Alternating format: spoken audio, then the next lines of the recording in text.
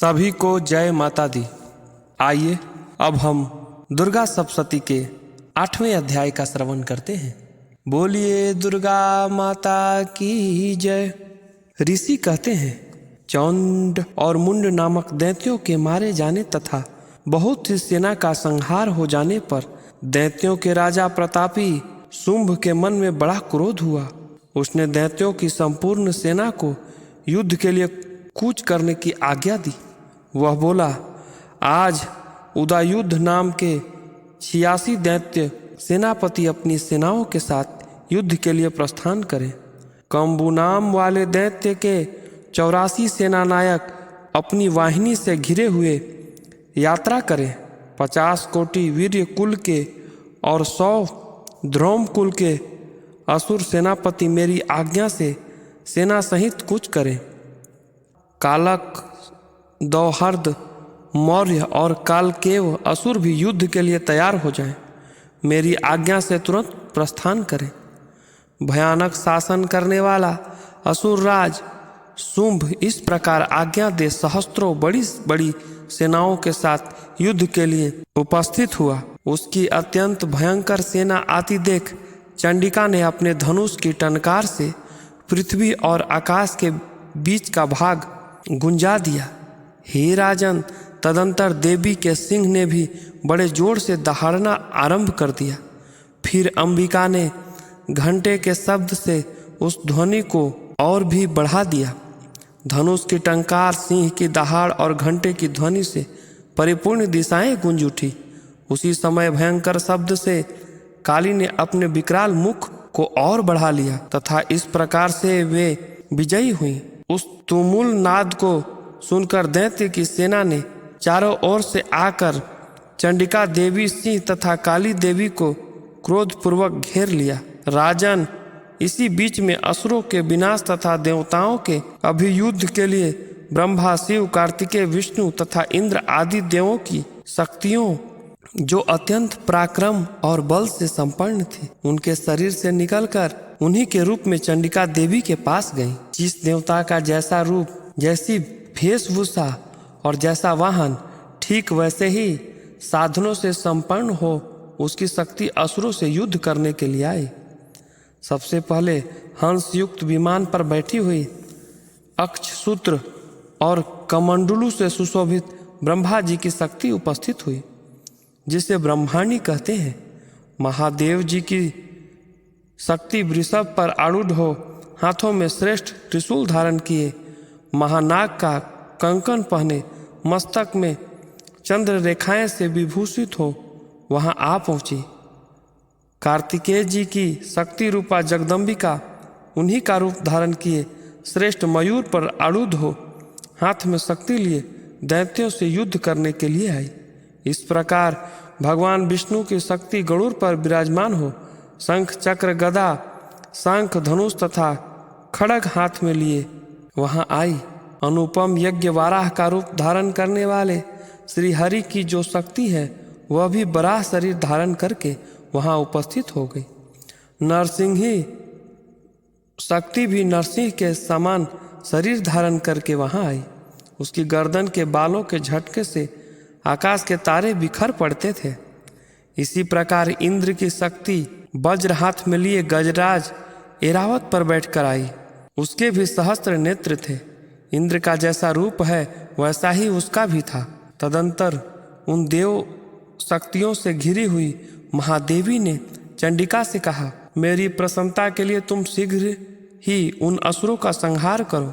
तब देवी के शरीर से अत्यंत भयानक और परम उग्र चंडिका शक्ति प्रकट हुई, जो सैकड़ों गीदड़ियों की भांति शब्द करने वाली थी। उस अपराजिता देवी ने धूमिल जटा वाले महादेव जी से कहा, भगवान, आप शुंभ और निशुंभ के पास दूत बनकर जाइए और उन अत्यंत गर्विले दानव शुंभ एवं निशुंभ दोनों से कहिए, साथ ही उनके अतिरिक्त भी जो दानव युद्ध के लिए वहां उपस्थित हों उनको भी यह संदेश दीजिए, दैत्यों, यदि तुम जीवित रहना चाहते हो तो पाताल को लौट जाओ। इंद्र को त्रिलोकी का राज्य मिल जाए और देवता यज्ञ भाग को उपभोग करें। यदि बल के घमंड में आकर तुम युद्ध की अभिलाषा रखते हो तो आओ, मेरी शिवाएं अर्थात योगिनियों से तुम्हारे कच्चे मांस से तृप्त होंगे। चूंकि उस देवी ने भगवान शिव के दूत के कार्य में नियुक्त किया था, इसीलिए वह शिव दूती के नाम से संसार में विख्यात हुई।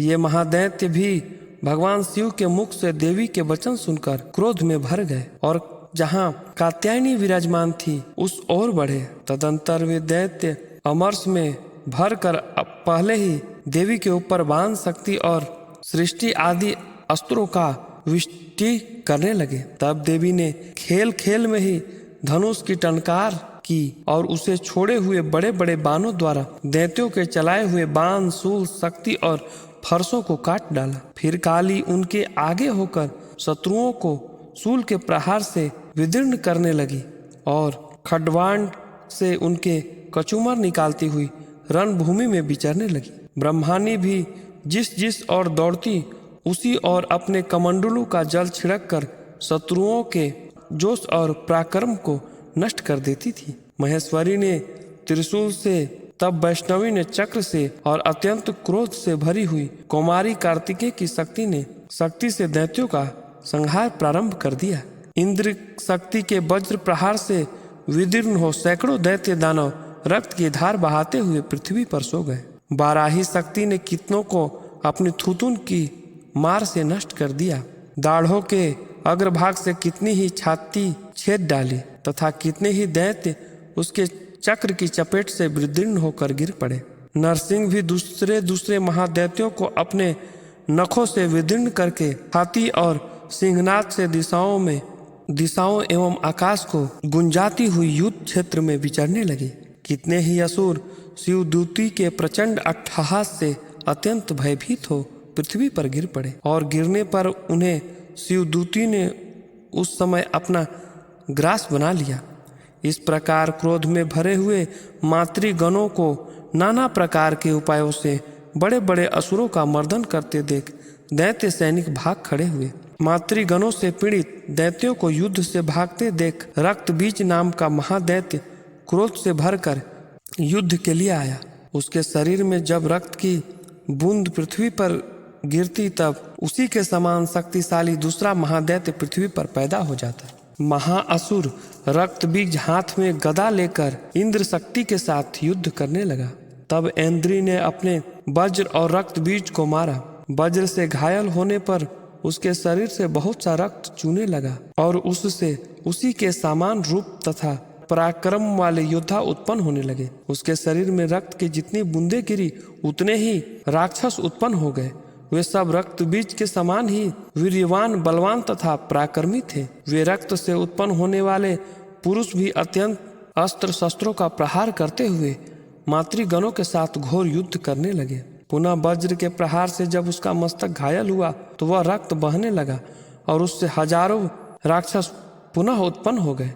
वैष्णवी ने युद्ध में रक्त बीज पर चक्र का प्रहार किया तथा इंद्री ने उसे दैत्य सेनापति को गदा से चोट पहुंचाई। वैष्णवी के चक्र से घायल होने पर उसके शरीर में जो रक्त बहा और उससे जो उसी के बराबर आकार वाले सहस्त्रों महादैत्य प्रकट हुए, उसके द्वारा संपूर्ण जगत व्याप्त हो गया।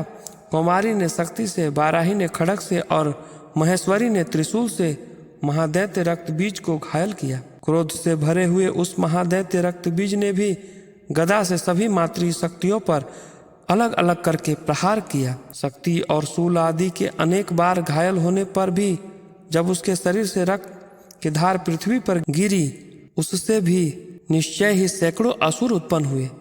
इस प्रकार उस महादैत्य के रक्त से प्रकट हुए असुरों द्वारा संपूर्ण जगत व्याप्त हो गया। उससे देवताओं को बड़ा भय हुआ।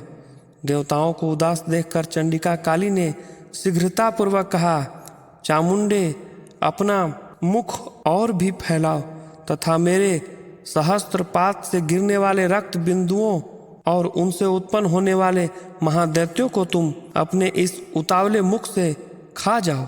इस प्रकार रक्त से उत्पन्न होने वाले महादैत्यों का भक्षण करती हुई तुम रण में विचरती रहो। ऐसा करने से उस दैत्य का सारा रक्त छिन्न हो जाने पर वह स्वयं भी नष्ट हो जाएगा। उस भयंकर दैत्य को जब तुम खा जाओगी तब दूसरे नए दैत्य उत्पन्न नहीं हो सकेंगे। यूं कहकर चंडिका देवी ने रक्त बीज को मारा और काली ने अपने मुख से उसका रक्त ले लिया। तब उसने वहां चंडिका पर गदा से प्रहार किया, किंतु उसका गदापात ने देवी का तनिक भी वेदना नहीं पहुंचाई। रक्त बीज के घायल शरीर से बहुत सा रक्त गिरा, किंतु ज्यों ही वह गिरा त्यों ही चामुंडा ने उसे अपने मुख में ले लिया। रक्त गिरने से काली के मुख में जो महादैत्य उत्पन्न हुए उसे वह चट कर गई और उन्होंने रक्त बीज का रक्त को भी पी लिया। तदंतर देवी ने रक्त बीज को, जिसका रक्त चामुंडा ने पी लिया था, वज्र, वान, खड़ग तथा शक्ति आदि से मार डाला। राजन, इस प्रकार शास्त्रों के समुदाय से आहत एवं रक्तहीन हुआ महादैत्य रक्त बीज पृथ्वी पर गिर पड़ा और नरेश्वर, इससे देवताओं को अनुपम हर्ष की प्राप्ति हुई और मातृगण उन असुरों के रक्तपान के मद में उद्ध्वस्त सी होकर नृत्य करने लगी। इस प्रकार 8वां अध्याय संपूर्ण हुआ। बोलिए दुर्गा माता की जय। आइए अब हम दुर्गा सप्तशती के 9वें अध्याय का श्रवण करते हैं। राजा ने कहा, भगवान, आपने रक्त बीज के वध से संबंध रखने वाली देवी चरित्र का यह अद्भुत महात्म मुझे बतलाया। अब रक्त बीज के मारे जाने पर अत्यंत क्रोध से भरे हुए शुंभ और निशुंभ ने जो कर्म किया उसको मैं सुनना चाहता हूँ। ऋषि कहते हैं, हे राजन, युद्ध में रक्त बीज तथा अन्य देवताओं के मारे जाने पर शुंभ और निशुंभ के क्रोध की सीमा न रही। अपनी विशाल सेना से इस प्रकार मारी जाती देखकर निशुंभ अमर्ष से भरकर देवी की ओर दौड़ा। उसके साथ असुरों की प्रधान सेना थी। उसके आगे पीछे तथा पार्श्व में बड़े बड़े असुर थे, जो क्रोध से ओठ चबाते हुए देवी को मार डालने के लिए आए। महापराक्रमी शुंभ भी अपनी सेना के साथ मातृगणों से युद्ध करके क्रोधवश चंडिका को मारने के लिए आ पहुंचा। तब देवी के साथ शुंभ और निशुंभ का घोर संग्राम छिड़ गया। वे दोनों दैत्यों मेघों की भांति बाणों की भयंकर वर्षा करने लगे।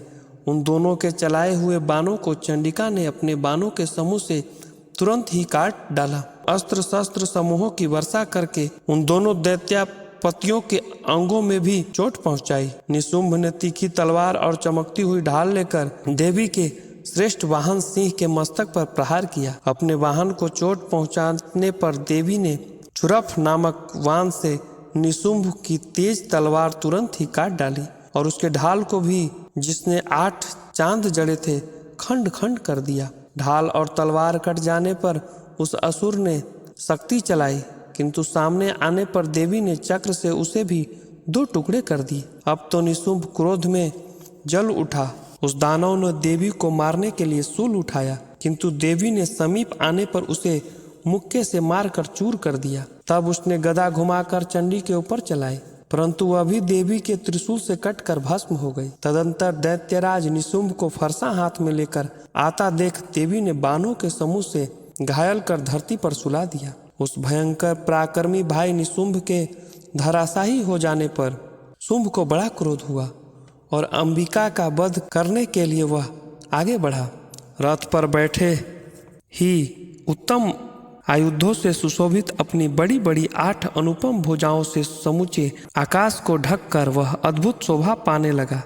उसे आता देख देवी ने शंख बजाया और धनुष की प्रत्यंचा को भी अत्यंत दुस्सह शब्द किया। साथ ही अपने घंटे के शब्द से समस्त दैत्य सैनिकों का तेज नष्ट करने वाला था, संपूर्ण दिशाओं को व्याप्त कर दिया। तदंतर सिंह ने भी अपनी दहाड़ से, जिसे सुनकर बड़े बड़े गजराज का महान मद चूर हो जाता था, आकाश, पृथ्वी और 10 दिशाओं को गुंजा दिया। फिर काली ने आकाश में उछालकर अपने दोनों हाथों से पृथ्वी पर आघात किया। उससे ऐसा भयंकर शब्द हुआ जिससे पहले के सभी शब्द शांत हो गए। तत्पश्चात शिवदूती ने दैत्यों के लिए अमंगलजनक अट्टहास किया। इन शब्दों को सुनकर समस्त असुर थर्रा उठे, किंतु शुंभ को बड़ा क्रोध हुआ। उसी समय देवी ने शुंभ को लक्ष्य करके कहा, ओ दुरात्मन, खड़ा रह, खड़ा रह। अभी आकाश में खड़े हुए देवता बोल उठे, जय हो, जय हो। शुंभ ने भी वहां आकर ज्वालाओं से युक्त अत्यंत भयानक शक्ति चलाई। अग्नि भय पर्वत के समान आती हुई उस शक्ति को देवी ने बड़ी भारी लूके से दूर हटा दिया। इस समय शुंभ के सिंहनाद से तीनों लोक गूंज उठे। राजन, उसकी प्रतिध्वनि से वज्रपात के समान भयानक शब्द हुआ, जिसने अन्य सब शब्दों को जीत लिया। शुंभ के चलाए हुए बाणों को देवी ने और देवी के चलाए हुए बाणों को शुंभ ने अपने भयंकर बाणों द्वारा सैकड़ों हजारों टुकड़े कर दिए। तब क्रोध में भरी हुई चंडिका ने शुंभ को शूल से मारा, जिसके आघात से मूर्छित हो वह पृथ्वी पर गिर पड़ा। इतने में ही निशुंभ को चेतना हुई और उसने धनुष को हाथ में लेकर बाणों द्वारा देवी, काली तथा सिंह को घायल कर डाला। फिर उस दैत्यराज ने 10,000 बाहें बनाकर चक्रों के प्रहार से चंडिका को आच्छादित कर दिया। तब दुर्गम पीड़ा का नाश करने वाली भगवती दुर्गा ने कुपित होकर अपने बाणों से उस चक्रों तथा बाणों को काट गिराया। तदंतर निशुंभ दैत्य सेना के साथ चंडिका का वध करने के लिए हाथ में गदा लेकर वेग से दौड़ा। उसे आते ही चंडी ने तीखी धार वाली तलवार से उसकी गदा को शीघ्र ही काट डाला। तब उसने शूल हाथ में लिया और देवताओं को पीड़ा देने वाले निशुंभ को शूल हाथ में लिया। आता देख चंडिका ने वेग से चलाए हुए अपनी शूल से उसकी छाती छेद डाली। शूल से विदीर्ण हो जाने पर उसकी छाती से एक दूसरा महाबली एवं पराक्रमी राक्षस खड़ी रह कहता हुआ निकला। उस निकलते हुए पुरुष की बात सुनकर देवी ठहाका कर हंस पड़ी और खड़ग से उसे उसका मस्तक काट डाला। फिर तो वह पृथ्वी पर गिर पड़ा। तदंतर सिंह अपने दाढ़ों से असुरों की गर्दन कुचल कर खाने लगा। यह बड़ा भयंकर दृश्य था। उधर काली तथा शिवदूती ने भी अनायास दैत्यों का भक्षण प्रारंभ कर दिया था। कुमारी की शक्ति से विदीर्ण होकर कितने ही महादैत्य नष्ट हो गए। ब्राह्मणी के मंत्र पूत जल से निस्तेज होकर कितने ही भाग खड़े हुए। कितने ही दैत्य महेश्वरी के शूल से छिन्न भिन्न हो धराशाही हो गए। वाराही के थुथुन के आघात से कितने को पृथ्वी पर कचूमर निकल गया। वैष्णवी ने भी अपने चक्र से दानवों के टुकड़े टुकड़े कर डाले। इंद्री के हाथ से छूटे हुए वज्र से भी कितने ही प्राण से हाथ धो बैठे। कुछ असुर नष्ट हो गए, कुछ उस महायुद्ध से भाग गए तथा कितने ही काली शिवदूती तथा शिवी के तथा सिंह के ग्रास बन गए। इस प्रकार 9वां अध्याय संपूर्ण हुआ। बोलिए दुर्गा माता की जय। आज नवरात्र का 8वां दिन है, अर्थात महागौरी का दिन। इसे महाअष्टमी भी कहते हैं। महाअष्टमी के दिन महागौरी की पूजा की जाती है। आइए हम इनके कथा को श्रवण करते हैं। जब पार्वती माँ कठोर तपस्या करने लगी और कठोर तपस्या करने से उनका शरीर पूरा काला पड़ गया, धूल मिट्टी तूफान आंधी सभी प्राकृतिक आपदाओं से लड़ते हुए जब पूरी शरीर काला पड़ गया, तब भगवान शिव प्रसन्न हो गए और प्रसन्न होकर उन्होंने उन्हें पत्नी के रूप में स्वीकार कर लिया। तत्पश्चात गंगा जल से उनका शरीर को धोया और जिसके कारण उनका शरीर गौर हो गया और उसी दिन से उनका नाम महागौरी हो गया। और महागौरी होने पर नवरात्र के 8वें दिन इनकी पूजा की जाती है।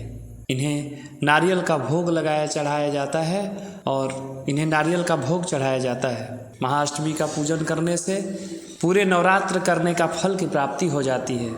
और जो पूरा नवरात्र नहीं कर पाते, 9 दिन फास्टिंग नहीं रख पाते, 9 दिन उपवास नहीं रख पाते, उन्हें सिर्फ अष्टमी करने से नवरात्रि का फल प्राप्त हो जाता है। महागौरी सभी विपदा को मिटाने वाली माता मानी जाती हैं। तो हमें इनका पूजन और कथा श्रवण जरूर करना चाहिए। और दीप दान करने का काफ़ी विशेष महत्व माना जाता है। तो जब भी महाअष्टमी आए तो अष्टमी और नवमी के मध्य में जो समय होता है उसी समय में दीप दान जरूर करना चाहिए। दीप दान करने से काफ़ी पुण्य प्राप्त होता है। तो ऐ गिरि नंदिनी नंदिता मेदिनी विश्वविनोदिनी नंदनुते गिरिवर विंध्य शिरोध निवासिनी विष्णु विलासिनी जिष्णुनुते भगवती हे सीति कंठ कुटुम्बिनी भूरि कुटुम्बिनी भूरि कृते जय जय हे महिषासुर मर्दिनी रम्य कपर्दिनी शैलसुते जय जय हे महिषासुर मर्दिनी रम्य कपर्दिनी शैलसुते।